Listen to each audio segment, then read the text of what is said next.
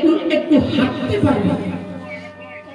একদিন সীতাদেবী মহাবতারকে বলেছিল, বাবা অনেক দিন আগে থেকে আমার মনে মনে বাসনা আমি গঙ্গায় গিয়ে স্নান করবো, তবে যাবার সময় আমার একটু অনুরোধ, আপনি যদি দয়া করে আমার লক্ষ্যকে দেখে রাখবেন।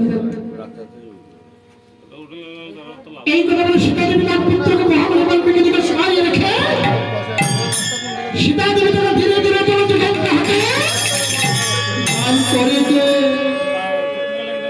কিছু দূর গিয়ে সীতাদেবী মনে পড়েছে তার সন্তানের কথা। সন্তানের কথা মায়ের যখন মনেতে পড়ল, সীতাদেবী পেছন দিকে লক্ষ্য করে চাষিতে লাগিল।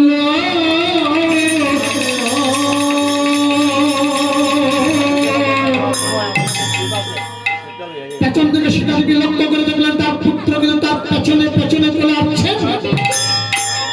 সীতাদেবী পেছন থেকে ফিরে গিয়ে পুত্রকে কোলে নিয়ে করেছে গঙ্গা গিয়ে সীতাদেবী দিয়েছে দর্শন। সীতাদেবী তার পুত্রকে কোলে নিয়ে মনের আনন্দ গঙ্গাতে স্নান করেছেন। ওই থেকে মহাবলী বাল্মীকি কিছুক্ষণ পর লক্ষ্য করে দেখলেন সীতাদেবীর পুত্র কিন্তু তার কাছে নিয়ে